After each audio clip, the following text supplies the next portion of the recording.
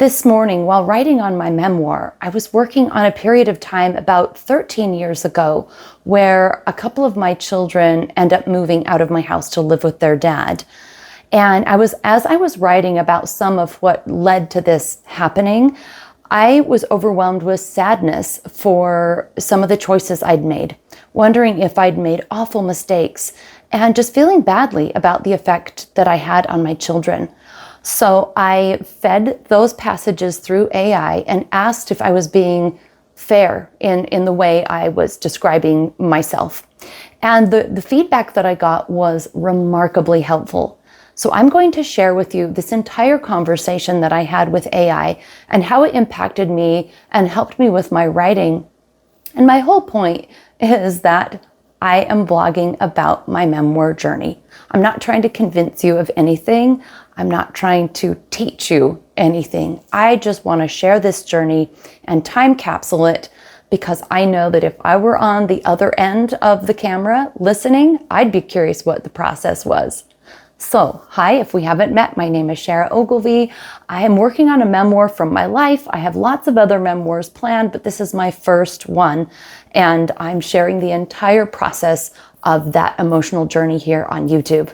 So, without any further ado, I'm going to read the passage from the memoir that I wrote this morning and share with you the question I had for AI, wondering if I was completely blind to my faults, if I was misusing a certain word. I just needed feedback. I was stuck in this echo chamber of my own head. So here is what I said to AI. I said, here's a passage from my memoir that I wrote about my first marriage.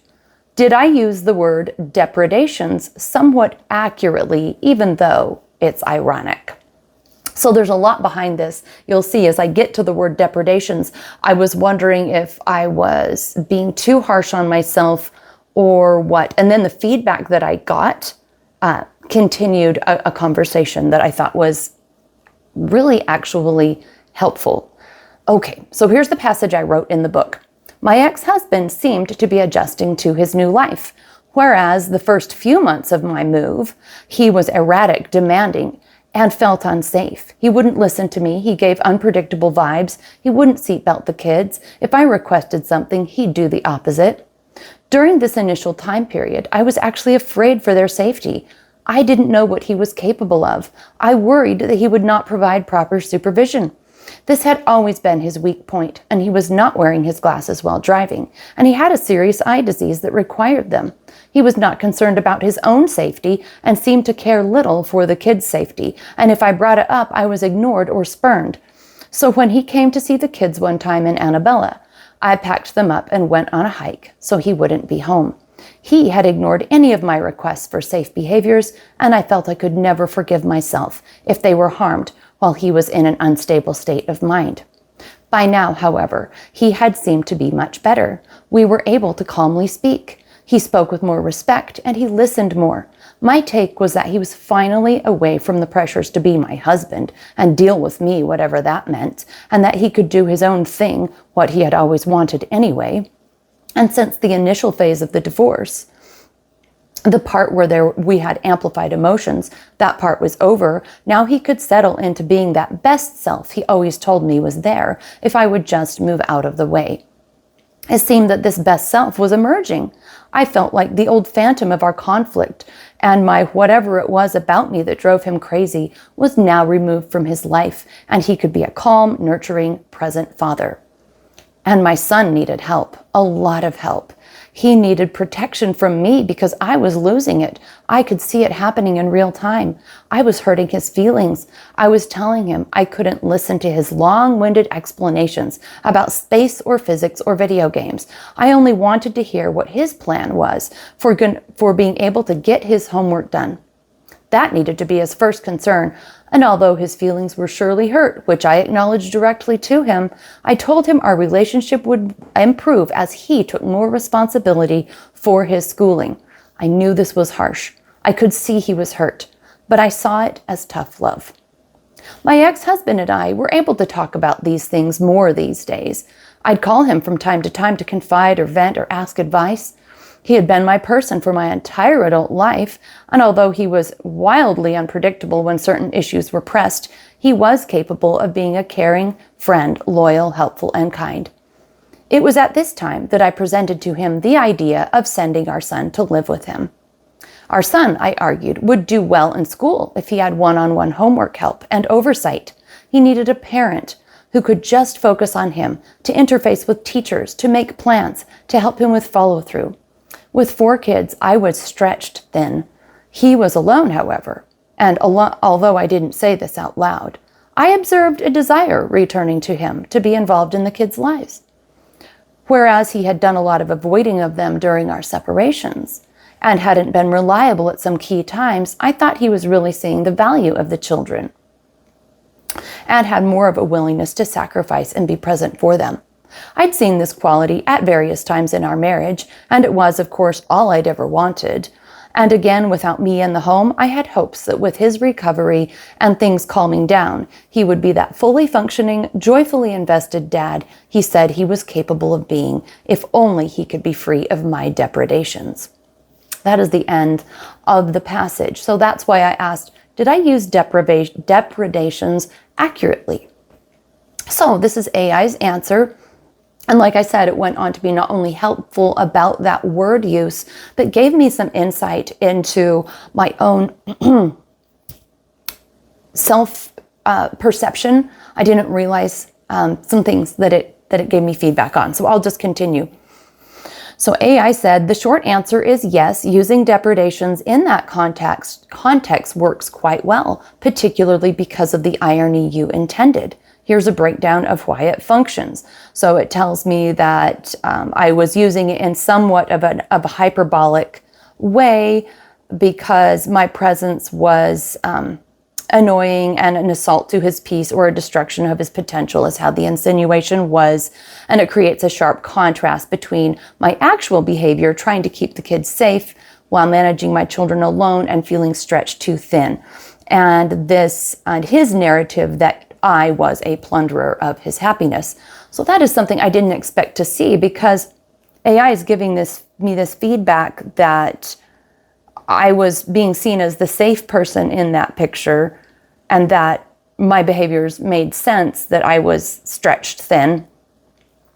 But when I was writing it, I felt like that was not coming out and I wasn't trying to show myself as in a positive light. I was just trying to say it how I saw it. So it just really surprised me, the inferences the AI got from this. So it continues on saying, using such a heavy, archaic word highlights the absurdity of the best self that he promised. It suggests he viewed your very existence as a catastrophic force. It perfectly captures the reverse victim dynamic found in high conflict separations, etc., etc., etc.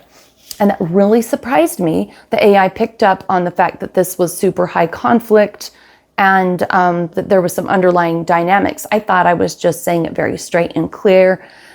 But the whole thing for me was just fascinating to see that even in just a short passage of my writing, without me trying to press the point about the troubles in that past marriage, it picked up on the dynamics, that I was self-blaming, that I was truly stretched too thin, and that there were some games being afoot, in the relationship. So I don't really want to make this episode too long, but it goes in and gives a little more feedback. Oh yeah, here's what I said. I said, wow, do you think it actually shows my internalized guilt? Shouldn't I feel guilty for hurting my son's feelings and losing it? And that's when it went into saying that it said that you acknowledged your son's hurt and your version of losing it was just a psychological response to prolonged hypervigilance, like the terror I described regarding the lack of safety with their seatbelts and him not wearing his glasses. And this is what really jumped out at me. It said, this is where the word depredations becomes so poignant. By using that word, you capture how you started to view your own presence through your ex-husband's lens as something inherently damaging. It suggests a belief that you moved out of the way, that if you moved out of the way, the chaos would stop.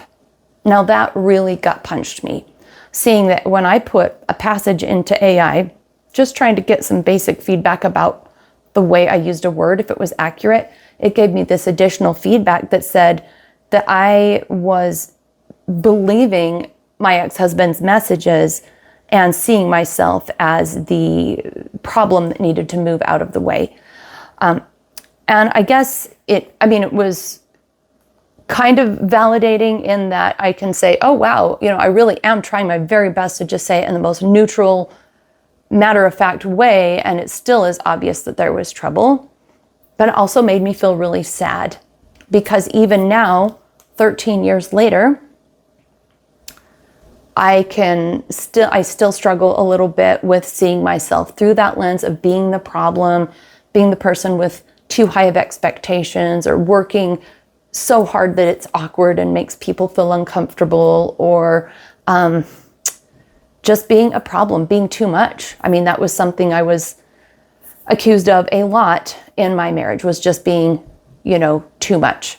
And I still struggle with shame around that. So this morning in that writing, being able to feed that into AI and get that feedback was actually really helpful. And I will say there was one other time that I fed some pages into AI and asked for some feedback. And that was, I don't think I vlogged anything about it, but it was like a couple of months ago. And the feedback that I got was so surprising to me, because it picked out all these themes of different aspects of abuse that I didn't even realize I was writing about. And it really just kind of broke me down for a couple of days to think, wow, I'm still struggling to see it, and AI picks up on it that quick. So again, at the end of this episode, I am not selling a course. I'm not trying to do anything crazy here. I'm just vlogging my experience of writing this memoir, and one of the big aspects of it is that emotional journey. And I have friends I can talk to. I have my husband that's wonderful that I can talk to, but there's so much to process that it's actually been really helpful to get feedback from AI. As crazy and nutty as AI is, I am grateful for it.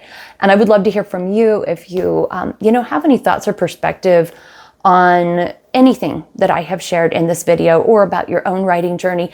And I would love to connect with you on social media. If you see my link to my website in the description of the video, you can find me in pretty much everywhere I'm at. So thanks so much for sharing this time with me and following along. And I'll see you next time.